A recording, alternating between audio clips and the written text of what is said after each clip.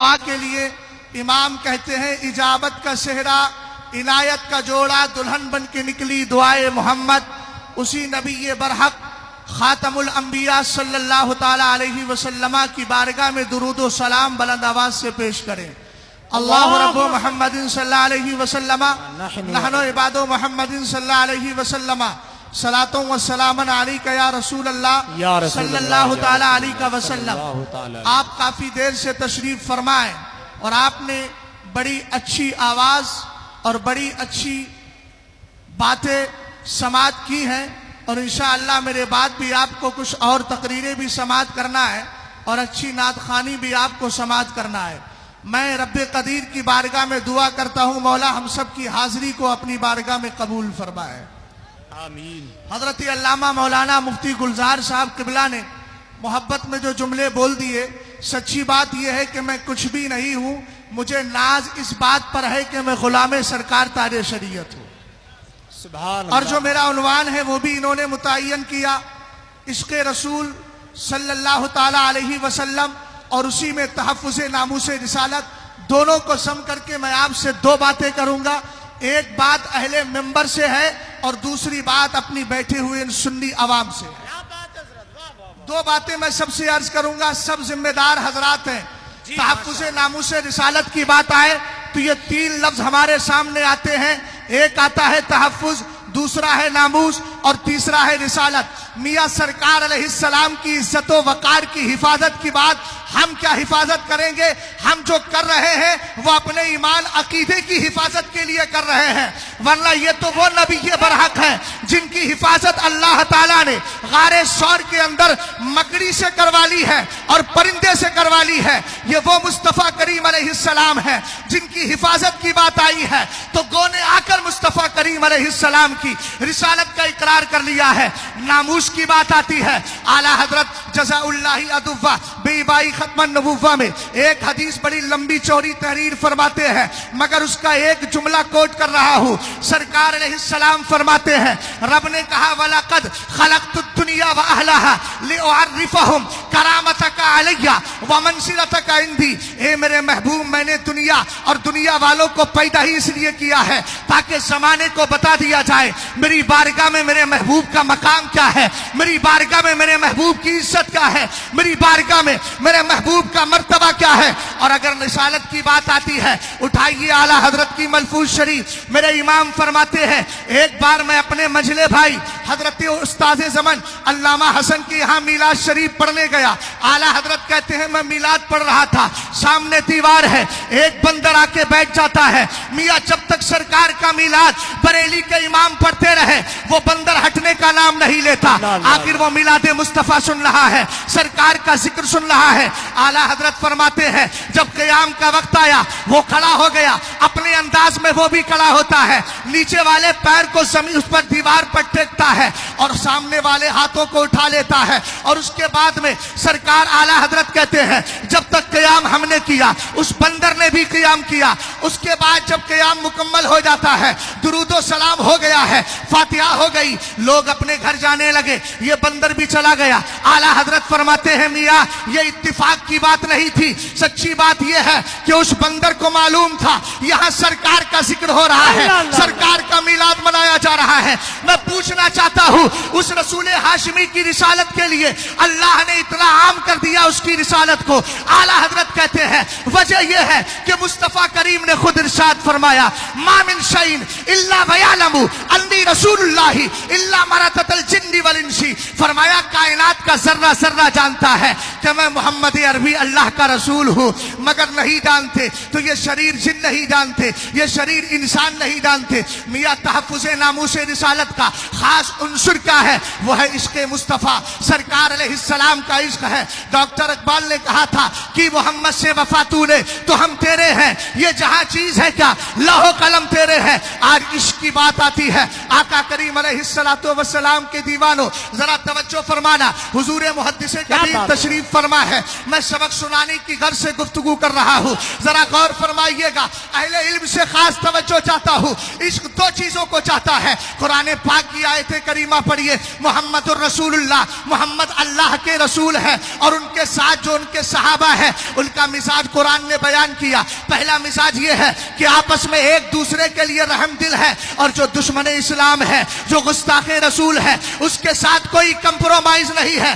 اس کے ساتھ کوئی بھی اتفاق و اتحاد نہیں ہے. آج جو بولی جا رہی ہے اس کو آپ مد نظر رکھیے, اور بریلی شریف کے قائد ملت کے دامن کو تھامے, اور علماء اہل سنت جو اعلیٰ حضرت کے مسلک کی پاسبانی کر رہے ہیں ان کو دل سے لگائے رہے. اگرچہ فساد مچانے والے آپ سے کہتے رہے فلاں عالم فسادی ہے, فلاں مولوی فسادی ہے, ہم نے کہا فسادی وہی ہے جو اتحاد کی بولی بول رہا ہے, اور وہ فسادی نہیں ہے, وہ تو صحابہ اکرام کی روش پر ہے جو دونوں میں تفریق کر کے بتا رہا ہے, اور یہ کہہ رہا ہے الحمدللہ دشمن احمد پر شدت کیجئے, ملحدوں کی کیا مرفت کیجئے, غیظ میں چل جائے بے دینوں کے دل, یا رسول اللہ کی کثرت کیجئے. نعرہ تکبیر, نعرہ رسالت.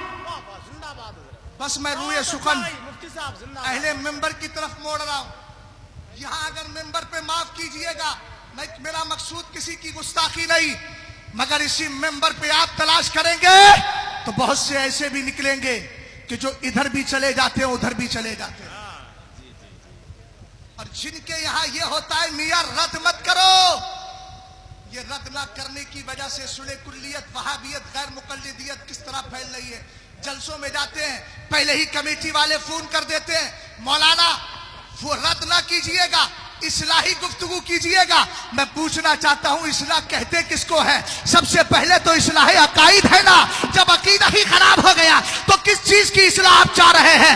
رسول کریم علیہ السلام نے حدیث میں ارشاد فرمایا, خطیب بغدادی تاریخ دمشق کے اندر اس حدیث کے راوی ہے, سرکار ارشاد فرماتے ہیں اذا ظہرت الفتن او البدع وسب اصحابی فلیظہر العالم علما فمن لم يفعل ذلك فعليه لعنۃ اللہ والملائکۃ والناس اجمعین ولا يقبل اللہ منہ صرفا ولا عدلا. سرکار نے ارشاد فرمایا اہل علم خاص توجہ چاہیں, یہ ذمہ داری ہماری اور تمہاری ہے. ہم مصلحتیں نکالتے ہیں, ہم طرح طرح کی مصلحتیں اور حکمتیں نکال کر اس کا رد نہ کیجئے, اس کا رد نہ کیجئے, اس کے تعلق سے نہ بولیے, اس کے تعلق سے نہ بولیے. ہم نے کہا ذرا دیکھو تو صحیح سرکار نے علماء کی ذمہ داری کیا رکھی ہے. فرمایا اگر فتنے پیدا ہو, بدعتیں جنم لے, اور اس کے بعد میرے صحابہ کو گالیاں دی جائے, عالم پر فرض ہے اعلیٰ حضرت کی زبان میں بولوں تو میرا امام کہتے ہیں رد بد مذہبہ فرض ہے, اور ایک جگہ فرض اعظم کہا ہے.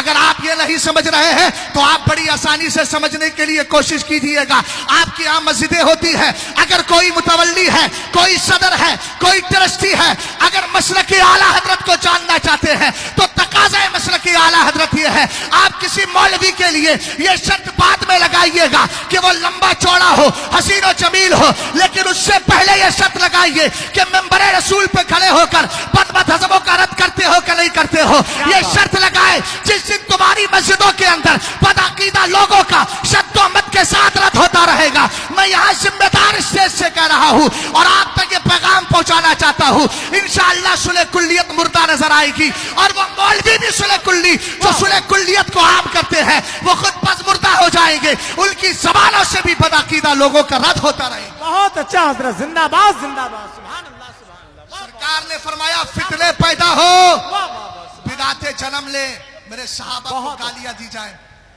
تو عالم پر فرض اپنے علم کا اظہار کرے. اور سنو, اگر تم نے یہ ذمہ داری لگا دی کہ مولانا رد نہیں کرنا ہے تو سنو پھر نمازوں کا حال کیا ہے. سرکار فرماتے ہیں اگر ایسا نہیں کرتا اس پہ اللہ کی لعنت, فرشتوں کی لعنت, سارے لوگوں کی لعنت, نہ اس کی نفل نماز قبول ہوگی نہ فرض نماز قبول ہوگی. اب کھڑے ہو جاتے ہو نہ کہتے ہو پیچھے اس امام کے. میں نے کہا جس امام کو کھڑا کیا ہے وہ لعنتی امام ہے. حدیث کہہ رہی ہے نا لعنت اللہ, اس پر اللہ کی لعنت ہے. اب لعنتی امام کو مصلی پہ کھڑا کر دیا ہے, 5 دن 4 دن 1 سال 2 سال نماز پڑھی ہے, میاں نتیجہ کیا نکلا ہے؟ سرکار کہتے ہیں نہ فرض قبول ہوگا. 4 رکعت نماز فرض کی نیت باندھی ہے, پیچھے اس امام کے کہہ دیا ہے. جب اس کی فرض نماز قبول ہی نہیں ہو رہی ہے تو آپ کی نماز کیا قبول ہوگی؟ قرات الامامی قرات اللہ, امام کی قرات مقتدی کی قرات ہوتی ہے, اور یہاں امام کی قرات قبول ہی نہیں ہے. ایسی صورت میں آپ یاد رکھیے گا کہ وہ امام قابل امامت نہیں گئی ہے اور جو رد سے بچتا ہے وہ آپ کے لیے فائدے مند نہیں بلکہ آپ کے ایمان عقیدے کو خراب کرنے کی کوشش کر رہا ہے. اور کمپرومائز کرنے والے علماء سے بھی کہوں گا, میاں پوسٹر پہ نام پڑ جاتا ہے اور فلاں آدمی آ رہا ہے, مسلک کا مخالف ہے, مسلک کے خلاف بولتا ہے, مسلک کے خلاف بات کرتا ہے, تو یہاں تو ہم صفائیاں پیش کرتے ہیں اور ان کے ساتھ جمع بھی ہو جاتے ہیں. یہ مسلک کی اعلیٰ حضرت کا تقاضا نہیں ہے. ابھی آپ نے حضرت علامہ مفتی شمشاد صاحب قبلہ سے دبئی کا واقعہ آپ نے سماعت کیا ہے, اور میں یہ بتاتا چلوں دور حاضر میں نے اپنی آنکھوں سے حضور قائد ملت کو کئی طرح کے پروگراموں میں دیکھا اور کچھ اس طرح کے معاملات آئے, حضرت نے صاف منع فرما دیا, میں ایسی جگہ نہیں جاؤں گا جہاں پر اس طرح کے معاملات پائے جاتے ہو. یہی سنیت ہے, یہی مسلک اعلیٰ حضرت ہے. اور دوسری بات آپ سے ہے, آج ہمارے ہندوستان کا جائزہ لے, کتنی مسلم بچیاں سنی شعول عقیدہ بچیاں ہیں جو بد عقیدہ لوگوں کے نکاح میں آ جاتی ہے. سعودی چلا گیا, پیسہ دیکھ لیا, بس رشتہ کر دیا. میں نے کہا اعلیٰ حضرت ازالۃ العار فی بحجر الکرائم الکلاب النار کے اندر ارشاد فرماتے ہیں. آپ نے بہت سے فقہا کے حوالے سے ذکر کیا, بس ایک جملہ میں آپ کو بتا رہا ہوں. جتنے بھی یہ گستاخ ہیں سرکار علیہ السلام کی گستاخیاں کرتے ہیں, سرکار علیہ السلام کے گستاخوں کو امام مانتے ہیں, ان کو اپنا پیشوا مانتے ہیں, ان کے عقائد اور ان کے عقائد کو صحیح مانتے ہیں, یہ سب کے سب شریعت کی زبان میں مرتد ہے. فقہا فرماتے ہیں لا یجوز نکاح المرتد مرتدۃ او مسلمۃ او کافرۃ اصلیہ وکذالک لا یجوز نکاح المرتدۃ مع احد. علماء کرام نے فرمایا کسی مرتد کا نکاح میاں کسی مرتدہ سے بھی نہیں ہو سکتا, کسی مسلمان سے نہیں ہو سکتا, کسی کافر اصلی سے نہیں ہو سکتا. یہاں تک اور ساتھ یہ بھی فرمایا کوئی اگر مرتدہ ہو گئی ہے تو اس کا نکاح بھی کسی سے جائز نہیں ہے. اب میرے ساتھ عہد و پیمان کرو, ارے غریب بچہ ہو, سنی شعول عقیدہ ہے, مسلک اعلیٰ حضرت کا پابند ہے, اپنی بیٹیوں کو اس کے نکاح میں دے دو, کم سے کم جنتی کے نکاح میں اپنی بیٹی کو دے رہے ہو. اعلیٰ حضرت فرماتے ہیں اگر کوئی بد عقیدہ کے نکاح میں اپنی بیٹی کو دیتا ہے پوری زندگی زنا کے لیے پیش کر رہا ہے. اللہ اللہ اللہ اللہ, کیا بات ہے, بہت اچھا پیغام بولو, حضرت. سنیوں میں شادی کریں گے انشاءاللہ, انشاءاللہ انشاءاللہ اپنی مسجدوں کے امام ایسے رکھیں گے جو بد عقیدہ لوگوں کے رد کرتے ہو. انشاءاللہ بولو انشاءاللہ. انشاءاللہ سنیوں ہی میں شادی کریں گے, سنیوں سے ہی دوستی رکھیں گے, سنیوں سے ہی تعلق رکھیں گے. اور اگر آخری جملہ دے رہا ہوں, اگر کوئی یہ کہے میاں آج کا دور بڑا خراب چل رہا ہے, ہمیں اتحاد کی ضرورت ہے, تو اعلیٰ حضرت کا جملہ سنیے گا. میرے امام سے پوچھا گیا, امام یہ بتائیں کہ اگر حالات خراب ہو, کفار ہمارے اسلام کے خلاف کھڑے ہو, تو کیا بد عقیدہ لوگوں کا رد کیا جا سکتا ہے کہ نہیں؟ ذرا غور فرمائیے گا اس جملے پہ. اعلیٰ حضرت رضی اللہ تعالیٰ عنہ نے فرمایا ان سے ہمارا کیا تعلق ہے جو ان کا رد نہ کیا جائے. جی, اس لیے مسلک اعلیٰ حضرت پر قائم رہے, زندگی دی گئی ہے اسی کے لیے.